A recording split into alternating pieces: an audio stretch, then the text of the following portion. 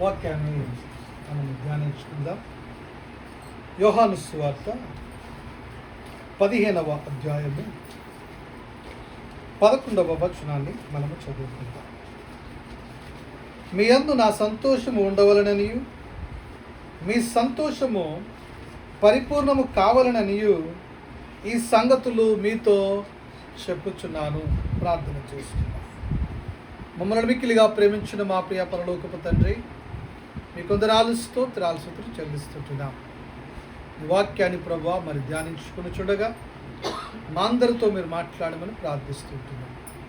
ఆ రీతిగా నాయన ప్రభా నీ కృపలో జీవించుటకు, ఈ సాక్షులంగా బ్రతుకుటకు నాయన ప్రభా మమ్మల్ని బలపరచమని, అయోగ్యుని ఎన్నిక లేనట్టు నన్ను మీ సిలువ చాటును మరుగుపరుచుకుని గురగా పనిముట్టుగా వాడుకుని మీరు మహిమ పొందమని యేసు నామమున అడుగుచున్నాము తండ్రి.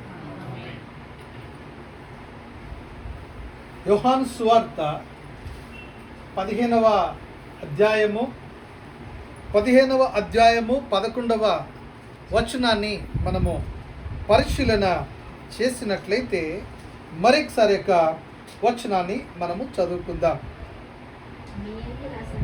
మీ యందు నా సంతోషము ఉండవలననియు మీ సంతోషము పరిపూర్ణము కావాలననియు ఈ సంగతులు మీతో చెప్పుచున్నాను.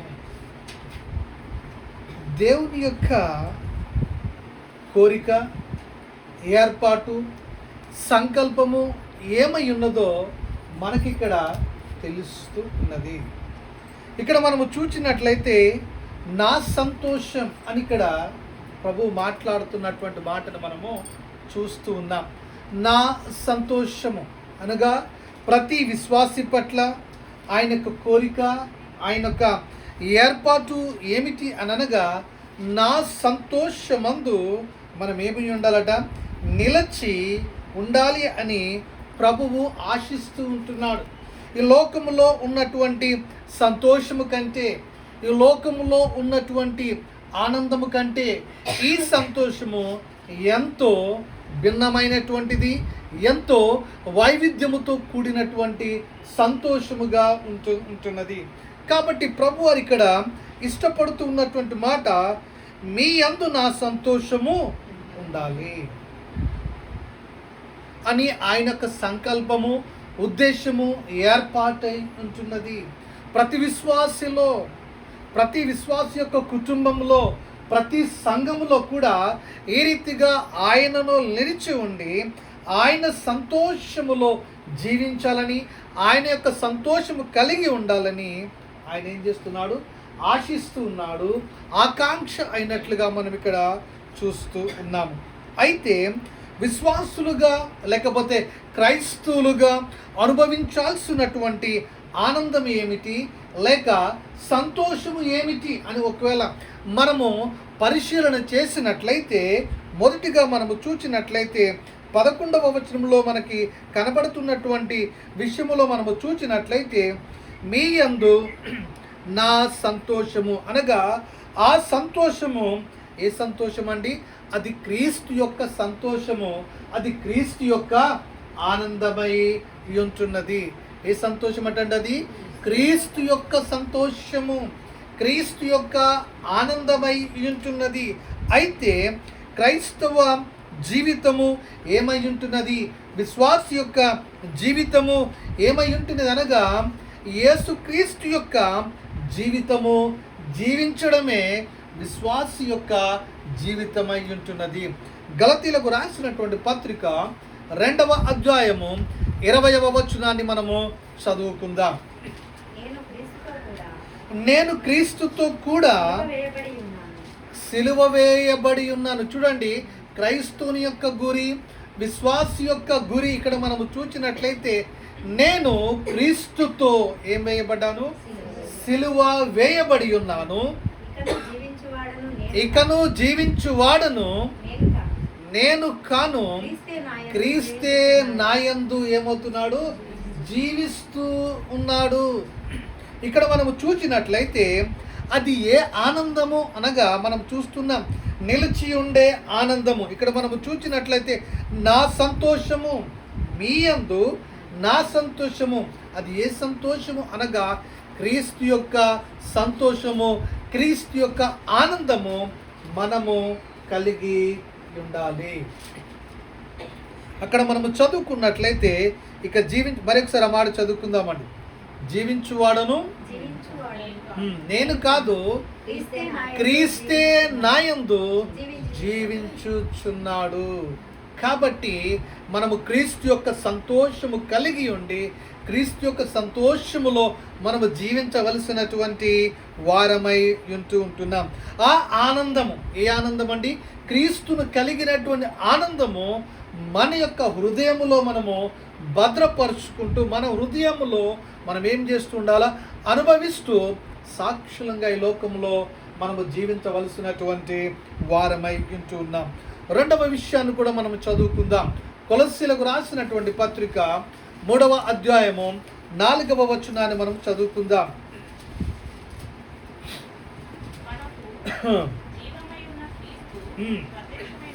మనకు జీవమయున్న క్రీస్తు అనగా ఇక్కడ మనము చూసినట్లయితే క్రైస్తుని యొక్క ఆనందం ఏమిటనగా క్రీస్తును కలిగి ఉండడమే.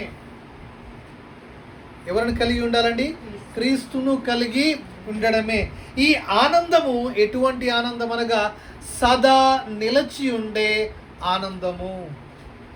మనం ఈ లోకంలో ఉన్నటువంటి మనం చూస్తూ ఉంటాం. కొన్నిటిని చూసినప్పుడు, కొన్నిటిని అనుభవించున్నప్పుడు ఆ యొక్క ఆనందం ఎంతవరకు ఉంటుందంటే కొంతవరకే. కానీ క్రీస్తుతో ఉన్నటువంటి ఆనందము అది ఏ రీతిగా ఉంటుందనగా సదా నిలిచి ఉంటున్నటువంటి ఆనందమై ఉంటున్నది. ఇక్కడ మనము చూసినట్లయితే మీ యందు నా సంతోషము ఉండవలే ననియు. ఇక్కడ మనము చూస్తూ ఉన్నాం క్రైస్తవుడు అనుభవించాల్సినటువంటి లేకపోతే విశ్వాసి అనుభవించవలసినటువంటి ఆనందం ఏమిటి అని చూచినట్లయితే అది క్రీస్తు యొక్క ఆనందమై ఉంటున్నది. ఆ ఆనందము సదా నిలిచి ఉండే ఆనందమై ఉంటున్నది. ఇది ఎక్కడ కూడా ఏ ప్రదేశాలలో కూడా ఈ ఆనందము కనిపించదు. అది ఎక్కడ కనిపిస్తుంది అనగా ప్రభువులోనే, ప్రభువు ద్వారా మాత్రమే ఆ ఆనందము మన జీవితాలలో, మన హృదయాలలో ఏమవుతుందండి? కుమ్మరింపబడుతుంది. ఆ సంతోషాన్ని మనం ఏం చేస్తూ ఉంటాం? ఆ ఆనందాన్ని మనము అనుభవిస్తూ ఉంటాము. రెండవదిగా మనము పరిశీలన చేద్దాం. మొదటిగా మనము చూస్తూ ఉన్నాం క్రైస్తవులు లేకపోతే విశ్వాసులుగా అనుభవించాల్సినటువంటి ఆనందములో మొదటిగా మనము చూస్తున్నాం అది క్రీస్తు యొక్క ఆనందమై ఉంటున్నది. క్రీస్తే ఆనందము విశ్వాసికి. రెండవదిగా మనము చూసినట్లయితే అది సంపూర్ణ సంతోషాన్ని ఇస్తుందండి. ఏ ఆనందము?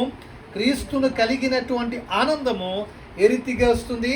సంపూర్ణమైనటువంటి సంతోషాన్ని మనకి అనుగ్రహిస్తూ ఉంటున్నది. చూడండి, ఒక పాత్రను లేకపోతే ఒక గ్లాసును తీసుకొని అందులో మనము నీళ్లను సగం వరకు వేసి అదే రీతిగా ఇంకొక గ్లాసును తీసుకుని అందులో సంపూర్తి వరకు నింపినట్లయితే 2 గ్లాసుల్లో ఏం కనబడుతుందండి? వ్యత్యాసం అనేది కనబడుతుంది. ఒక దాంట్లో సగమే ఉన్నాయి నీళ్ళు, మరి ఒక గ్లాసులు ఎలాగున్నాయి? సంపూర్తిగా ఉన్నది. అనగా విశ్వాసి యొక్క జీవితంలో ప్రభు ఇచ్చే ఆనందము అది ఎటువంటి ఆనందం అండి? సంపూర్ణమైనటువంటి ఆనందము.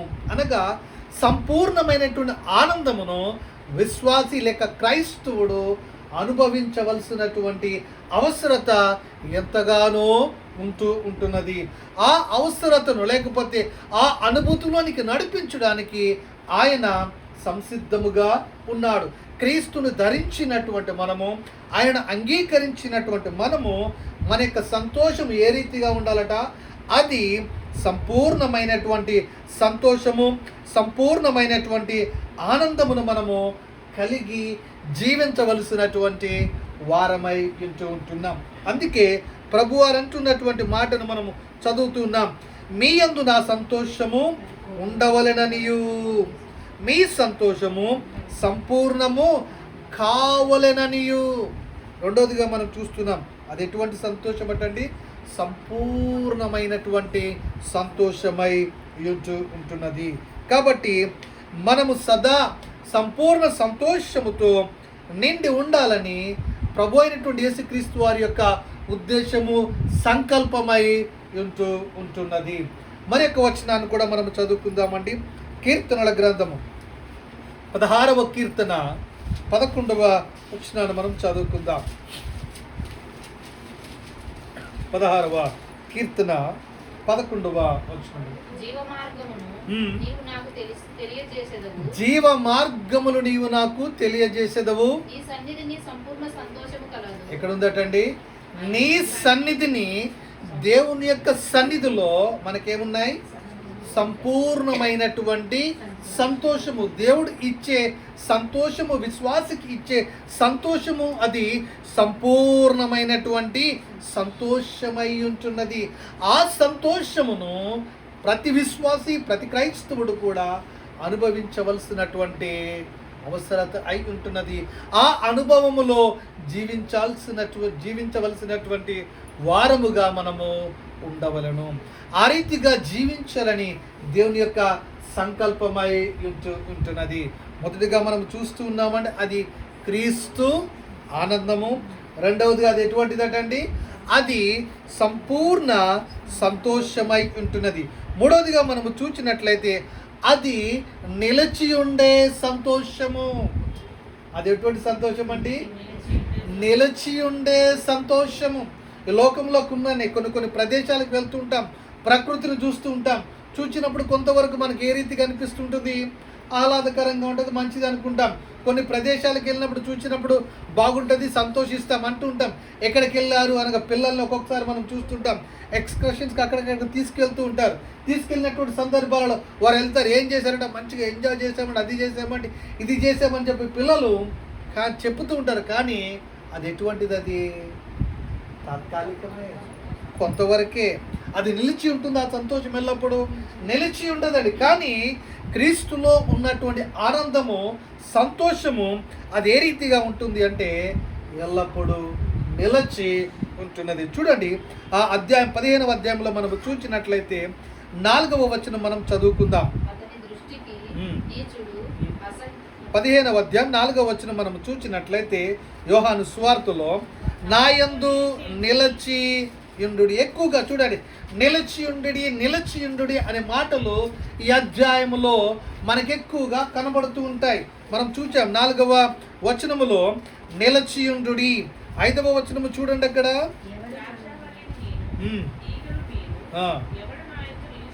నిలిచియుండును.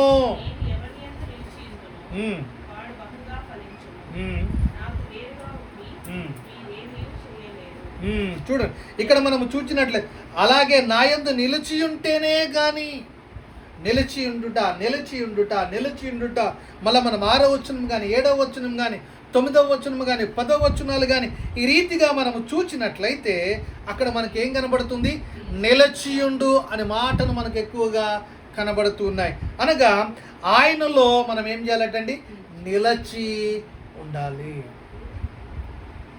తల్లిదండ్రులు పిల్లల్ని ఒక్కొక్కసారి మందలిస్తూ ఉంటారు. నేను చెప్పిన మాట వినాలి కదా, నేను చెప్పింది నువ్వేం చేయాలా? పాటించాలి కదా అని తల్లిదండ్రులు ఏం చేస్తుంటారు? పిల్లల్ని మందలిస్తూ ఉంటారు. ఆ మందలించిన సందర్భాలలో వాళ్ళు నిలిచి ఉంటే వారి యొక్క భవిష్యత్తు కానీ మంచి దారిలోకి అది ముందుకు వెళుతూ ఉంటున్నది. ఒకవేళ ఆ రీతిగా నిలిచి లేరు అనుకోండి, వారి భవిష్యత్తు ఒక ప్రశ్నార్థకంగా మారుతూ ఉంటుంది. అయితే రక్షణ పొందినటువంటి మనము, విశ్వాసులంగా జీవిస్తున్నటువంటి మనము, ఆయన సార్వత్రిక సంఘములో మరి చేర్చబడినటువంటి మనము, మన విశ్వాస జీవితంలో ఆ సంతోషము ఏ రీతిగా ఉంటుందటండి? నిలిచి ఉంటుంది. నిలిచి ఉండాలి అని అంటే మనం ఏం చేయాలా? ఆయనలో మనం ఏం చేయాలండి? నిలిచి ఉండాలి. ఎప్పుడైతే ఆయనలో మనం నిలిచి ఉంటామో ఆ సంతోషము సదా నిలిచి ఉంటుంది. ఆ సంతోషము మనకు ఎక్కడ నడిపిస్తుంది? పరిపూర్ణ సంతోషములోనికి మనల్ని నడిపిస్తూ ఉంటున్నది. చూడండి, శిష్యుల విషయంలో మనము చూసినట్లయితే శ్రమలు వచ్చాయి, నిందలు వచ్చాయి, అవమానాలు వచ్చాయి, బాధలు వచ్చాయి. హింసలు వచ్చాయి, మరణకరమైన సంఘటనలు కూడా వచ్చాయి. వచ్చినప్పటికీ కూడా వారు ఏం చేశారండి? వాటిని చులకనగా, లేకపోతే వాటి మీద ఎక్కువగా వారు ఏమి ఇయ్యలేదండి, ధ్యానము ఇయ్యనేలేదు. ఆ సంతోషముతో వీటి విషయాల్లో, ఆ శ్రమలు కానివ్వండి, ఆ కష్టాలు కానివ్వండి, ఆ ఇరుకులు కానివ్వండి, ఆ ఇబ్బందులు కానివ్వండి, సంతోషంతో వాటిని అనుభవిస్తూ వారు ఏం చేస్తారు? ముందుకు కొనసాగినట్లుగా మనము చూస్తూ ఉన్నాం. ఎందుకనగా ఎప్పుడైతే మనం ఆయనలో నిలిచి ఉంటామో ఆ సంతోషము ముందు, ఆ ఆనందము ముందు, ఆ శ్రమలు కానివ్వండి, ఆ ఇరుకులు కానివ్వండి, ఆ ఇబ్బందులు కానివ్వండి, ఆ మరణకరమైనటువంటి సంఘటనలు అయినప్పటికీ కూడా అదే రీతిగా అనిపిస్తాడు మనకి. ఆ సంతోషము ముందు అవి ఎన్నదగినటువంటివి కానీ ఆ సంతోషాన్ని వారు అనుభవించారు, ఆయనలో వారు నిలిచి ఉన్నారు. కాబట్టి ఆ రీతిగా మరి క్రీస్తు విషయంలో వారు సాక్షులుగా, నమ్మకస్తులుగా, అతసాక్షులుగా ముందుకు కొనసాగినట్లుగా మనము చూస్తున్నాం. కొన్ని వచనాలు మనము చూద్దామండి. ఇక్కడ 3 విషయాలలో మనము చూసినట్లయితే ఈ యొక్క అనగా అది నిలిచి ఉండే సంతోషము అనే దాని విషయంలో మనము కొన్ని విషయాలు మనం పరిశీలన చేద్దాం. 3 దృష్టాంతాలుగా చూసుకుని మనము ముందుకు కొనసాగుదాం. యోహాను సువార్త 15వ దానికి ముందుగా 17వ అధ్యాయము 13వ వచనం మనం చదువుకుందాం. యోహాను సువార్త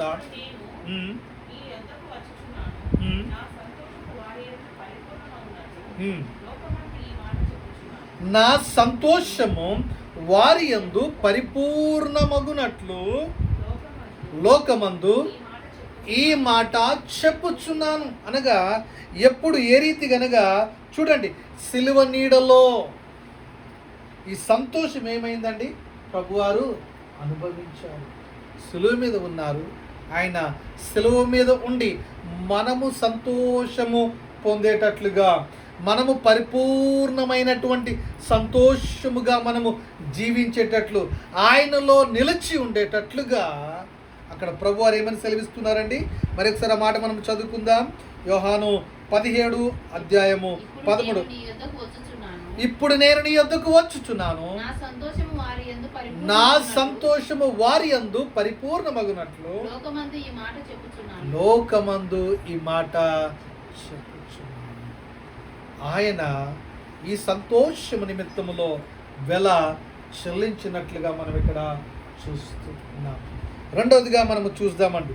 లూకా సువార్త 10వ అధ్యాయము 20వ వచనం మనం చదువుకుందాం. లూకా సువార్త 10వ అధ్యాయం 20వ వచనం. అయినను దయ్యములు మీకు లోబడుచున్నవని సంతోషింపక మీ పేరులు పరలోకమందు వ్రాయబడి ఉన్నవని సంతోషించునని వారితో చెప్పాను. అనగా ఇక్కడ మనము చూచినట్లయితే భూ సంబంధమైనటువంటి, తాత్కాలికమైనటువంటి, లేకపోతే వాటిపైన ఆధారపడకుండా మీ పేర్లు ఎక్కడ రాయబడి ఉన్నవటండి? ఎక్కడటండి? పరలోకమందు వ్రాయబడి ఉన్నవని. అనగా శాశ్వతమైనటువంటి సంతోషము అది ఎక్కడ మనకు దొరుకుతుంది? పరలోకములో. దాని మీద మన దృష్టి ఉంచి ఆధారపడి మనం ఏం చేయాలా? జీవించవలసినటువంటి వారమై ఉన్నాము. ఆయన ఈ యొక్క సంతోషాన్ని ఆయన మనకు అనుభవించాడు. ఈ భూ సంబంధమైనటువంటివి తాత్కాలికమైనటువంటివి, శాశ్వతమైనటువంటి సంతోషము మనకు ఎక్కడ దొరుకుతుంది? పరలోకములో మనకు దొరుకుతుంది. కాబట్టి వాటిపైన, వాటి మీద మనం ఏముంచాలా? దృష్టి ఉంచాలా. మూడవదిగా మనం చదువుకుందామండి. అపోస్తలుల కార్యములు 16వ అధ్యాయము 25వ వచనాన్ని మనం చదువుకుందాం. అయితే మధ్యరాత్రి వేళ పౌలును శీలయు దేవునికి ప్రార్థించుచు కీర్తనలు పాడుచుండిరి. దేవునికి ప్రార్థించుచు కీర్తనలు. ఎటువంటి పరిస్థితులలో అండి? ఎక్కడ ఉన్నారంటే వాళ్ళు? చూడండి, ఆయన యందు వారు నిలిచి ఉన్నారు. ఎటువంటి పరిస్థితులలో? క్లిష్ట పరిస్థితి అండి. అదే పరిస్థితిలో మనం ఉన్నాం అనుకోండి. ప్రభువా, నేను యథార్థంగా జీవిస్తున్నాను కదా ప్రభువా, క్రమం తప్పకుండా చర్చికి వెళ్తున్నాను కదా ప్రభువా, క్రమం తప్పకుండా అన్నీ చేయాల్సిన కార్యక్రమాలు నేను చేస్తూనే ఉన్నా కదా ప్రభువా, ఎందుకు ప్రభు మా ఇంటి పక్కనే ఉంటారు, వాళ్ళతో పోల్చుకుంటే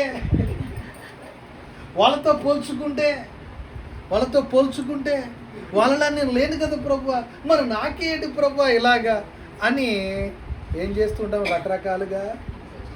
రకరకాలుగా బయటపడమండి మనం ఇవి బయట చెప్పం మనం లోపల మనం ఏం చేస్తుంటాం అనుకుంటూ ఉంటాం. కానీ ఇక్కడ మనము చూసినట్లయితే ఇక్కడ మనం చూస్తున్నాం పౌలు శీలలు ఏం చేస్తున్నారండి, వాళ్ళు ఏం చేస్తున్నారు, సంతోషముతో దేవుని స్తుతిస్తున్నారు, పాటలు పాడుచున్నారు. అక్కడ ఖైదీలు ఏం చేస్తున్నారట, వినుచు. సో ఈ రీతిగా ఎవరుంటారండి, ఎవరైతే క్రీస్తు యొక్క సంతోషములో క్రీస్తు యందు నిలిచి ఉంటారో వారు ఈ రీతిగా ముందుకు కొనసాగుతూ ఉంటారు. మొదటిగా మనము చూచాం క్రైస్తవులలో, మొదటిగా మనం ఏం చూచామండి, గుర్తుందా, మర్చిపోయారా అమ్మా? కరెక్టే, అది క్రీస్తు యొక్క సంతోషము.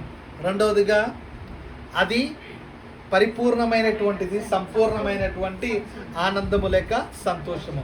మూడవదిగా చూసినట్లయితే అది నిలిచి ఉండే సంతోషము, అనగా అది శాశ్వతమైనటువంటిది, అది భూ సంబంధమైనటువంటిది కాదు.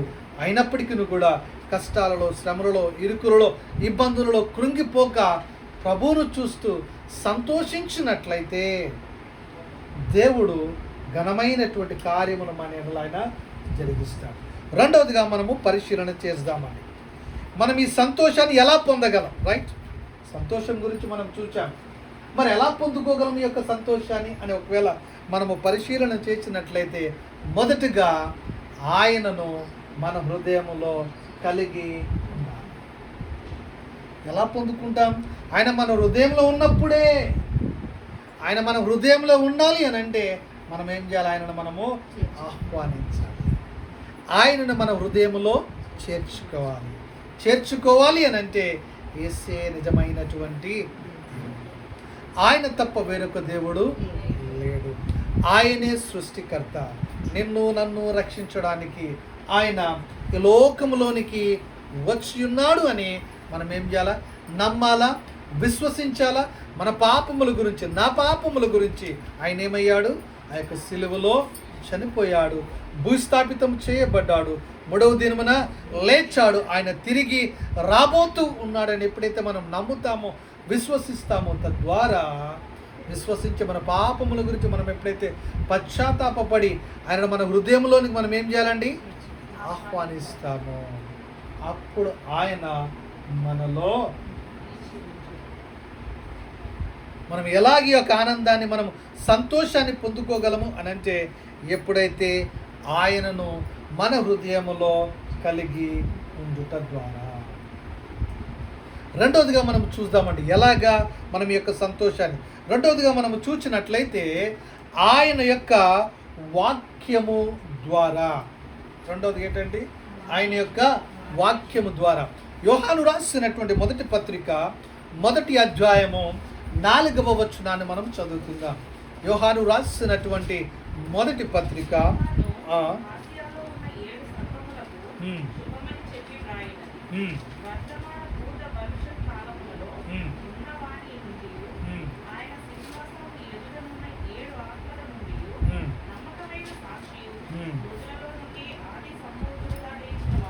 యోహాను రాసిన మొదటి పత్రిక 1వ అధ్యాయము 4వ వచనం. ప్రకటన మన సంతోషము పరిపూర్ణమౌటకై మేము ఈ సంగతులను రాయుచున్నాము. మేము ఆయన వలన విని మీకు ప్రకటించు వర్తమానము ఏమనగా దేవుడు వెలుగై ఉన్నాడు, ఆయన యందు చీకటి ఎంత మాత్రమును లేదు. ఆయన అనగా ఇక్కడ మనం చూసినట్లయితే వాక్యాన్ని చదివి గ్రహించినప్పుడు గొప్ప సంతోషము, ఆనందము ఎక్కడ కలుగుతుందండి, మనలో, మన హృదయములో కలుగుతుంది. కాబట్టి మొదటిగా ఆయనను మనము కలిగి ఆ కలిగి జీవిస్తున్నటువంటి మనలో రెండవదిగా ఏముండాలంటే వాక్యాన్ని మనం ఏం చేయాలా, ధ్యానిస్తున్నప్పుడు, చదువుతున్నప్పుడు వాక్యాన్ని మనం ఏం చేయాలా? చదవాలి. వాక్యాన్ని మనము ధ్యానించాలి. ఎప్పుడైతే ఆ వాక్యాన్ని మనము చదువుతామో, దాన్ని చదివి ధ్యానించినప్పుడు గొప్ప ఆనందం.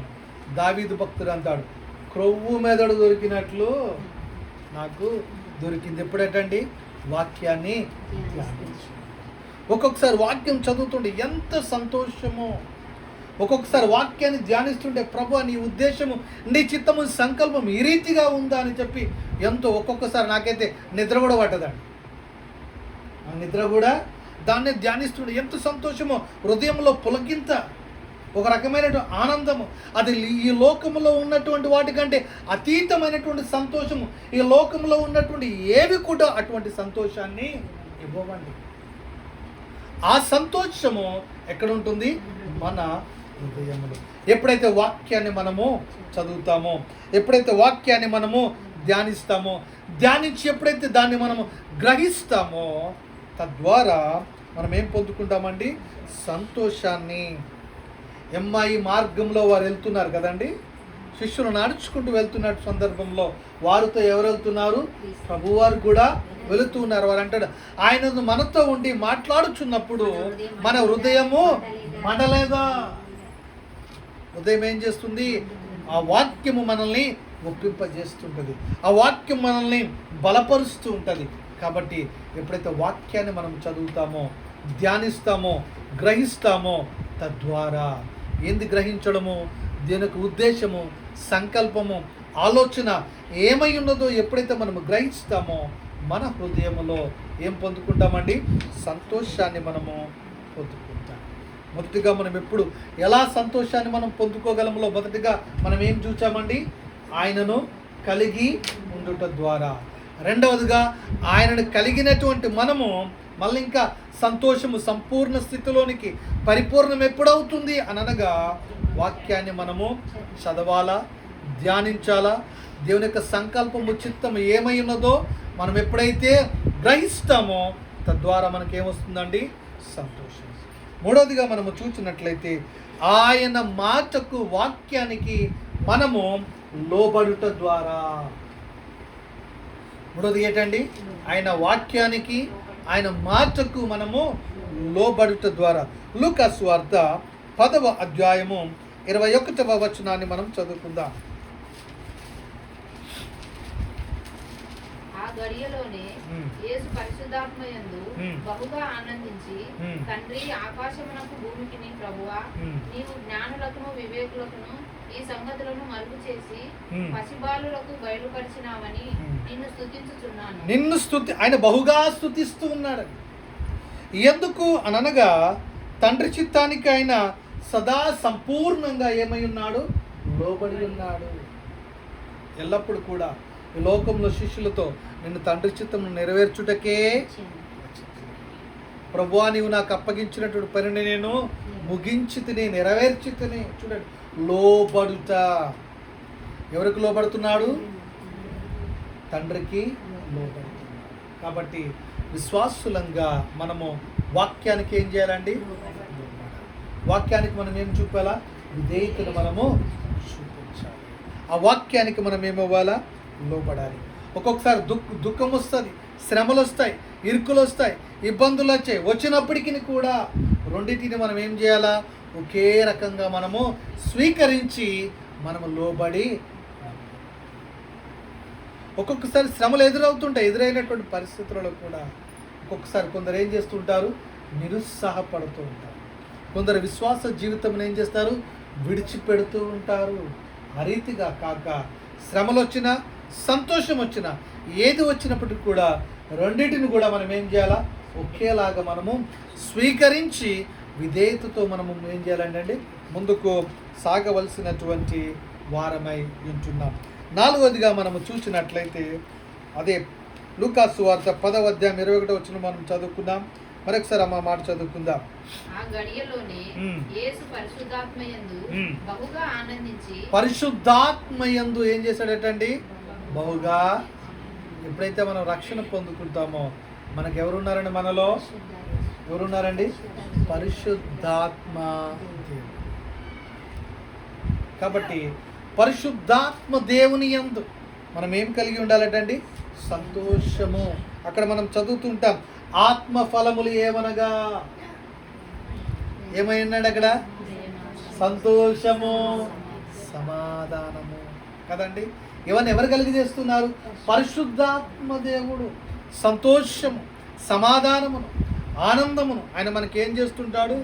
కలుగజేస్తూ ఉంటాడు. అనగా మనలో ఉన్నటువంటి పరిశుద్ధాత్మ దేవుని ద్వారా మనం ఏం పొందుకుంటూ ఉంటాం?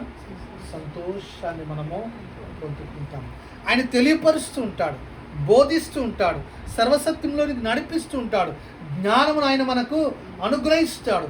అనుగ్రహించినటువంటి సందర్భాలలో మనము దాన్ని మనం తెలుసుకునేటువంటి సందర్భాలలో మనం ఏం చేస్తూ ఉంటాం? సంతోషిస్తూ ఉంటాం, ఆనందిస్తూ ఉంటాం. దాన్ని బట్టి ప్రభువును మనం ఏం చేస్తాం? స్తుతిస్తాం. కాబట్టి 4 విషయాలు మనం చూసుకుందాం. మొదటిగా మనం ఏం చూచామండి? సంతోషం ఎప్పుడు పొందుకుంటాం? ఆయనను మనము కలిగి ఉన్నప్పుడు, అనగా క్రీస్తును మనము మన హృదయములో కలిగి ఉన్నప్పుడు. రెండవదిగా ఆయన వాక్యాన్ని మనము, తర్వాత అండి లోబడినప్పుడు, తర్వాత ఇంకా పరిశుద్ధాత్మ దేవునిలో మనము ఏమై ఉండాలా? ఆయనను మనము కలిగి ఉన్నప్పుడు, లేకపోతే పరిశుద్ధాత్మ దేవుని ద్వారా. ఈ రీతిగా మనం ఏం పొందుకుంటాం? సంతోషాన్ని పొందుకుంటాం. ఇక్కడ మనము చూసినట్లయితే మరొకసారి మన మూలవాక్యానికి వద్దాం. యోహాను సువార్త 15వ అధ్యాయం 11వ వచనములో, మీ యందు నా సంతోషము ఉండాలనియు మీ సంతోషము పరిపూర్ణము కావాలననియు ఈ సంగతులు మీతో చెప్పుచున్నాను. కాబట్టి ప్రభువును ప్రేమిస్తూ, రైట్, మనం ఏం చేయాలంటే ప్రభువును ప్రేమిస్తూ ఆయన చిత్తానికి లోబడి, లేకపోతే ఆయనకు చెంది ఉంటే ఎల్లప్పుడూ మనం ఏం చేస్తుంటాం? ఆనందిస్తాం. ఎవరికి చెంది ఉండాలా? ఆయనలో మనము నిలిచి ఉన్నప్పుడు మనం ఎల్లప్పుడూ సంతోషిస్తూ ఉంటాం. కాబట్టి అట్టి సంతోషము, అట్టి సమాధానము, అట్టి ఆనందమును దేవుడు మెండుగా ఈ గృహమునకును, అదే రీతిగా ఈ వాక్యము వినటువంటి ప్రతి ఒక్కరికి దేవుడు అనుగ్రహించును గాక. ప్రార్థన చేసుకుందాం.